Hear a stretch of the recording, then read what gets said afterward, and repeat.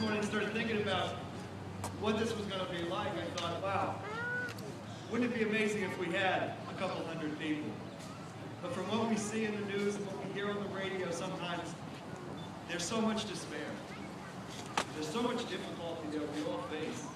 And I think what is so great about this morning is we see hope. In all of your faces, there is hope. I think this morning we'd be remiss if we did not remember those whom we've lost, to take a time when we lay down and put our heads down and say thank you to God for the day that He's given us. If we ask, only by the grace of God go on. Because every single one of us here understand that we have a problem, that we face a problem, and we're willing to face it head on. But at the end of the day, only by the grace of God go on. There are some in this crowd who are touched by this pestilence, this plague. And there are some of you who may not have been so closely touched. But only by the grace of God go on. It is here. It is on our front doorsteps. And ladies and gentlemen, it doesn't care whether you are rich or poor, young or old, black or white. It will not knock on your door. It will come to you. Thank you very much, by the way. It will come into your home. And the only way that we can ever get it to leave, the only way that we can break down this terrible, terrible wall is if we come together. We forget about the small little things that divide us, that we focus on so much, whether it's philosophy, religion, politics, all of those things that we argue about in the mornings at Hardee's and McDonald's, whatever they happen to be. We think about it for a moment, we recognize our common humanity. We recognize that in each of us, God has breathed the same divine spark. And in it is lit all of common humanity, the fire that burns in each of us. Today is just the beginning. This is not an end. This is a beginning.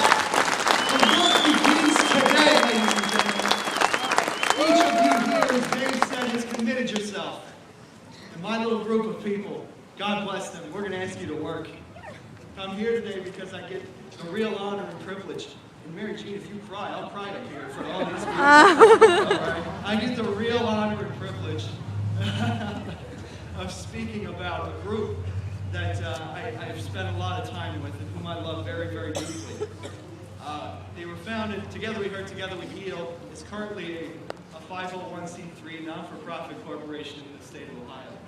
They were founded by three mothers whom all have been touched very deeply and very closely by this plague. They know it, they felt it, and they're continuing to feel it. Their passion, I came to realize something. I've been spending about 20 minutes with these ladies. There are two forces in the universe that you do not mess with. All right? One, obviously, is God's love. The second is the love of a mother and the converse. These women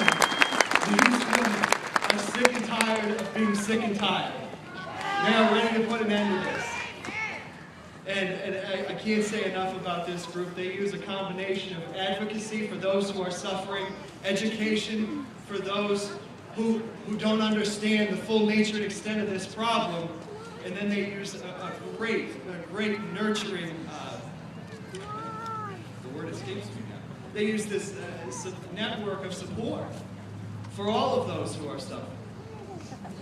And through that, they have found so much success. Again, I can't say enough about those folks, and I hope you get a chance to talk to these three women. And I can't forget Pastor Mike and Pastor JC, who have been so integral through all of this, and they deserve a big round of applause.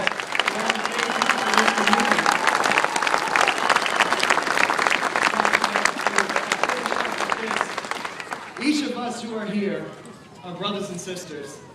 And if we can perhaps remember, even if just for a short time, that those who live with us in this community are our brothers, that they share with us this same short moment of life, that they seek, as do we, nothing but the chance to live out their lives in purpose and in happiness, finding some satisfaction. Whether those young people have been addicted to something or not, that is our common humanity. No one of us is better than another. and we all deserve to fight for one another. Thank you.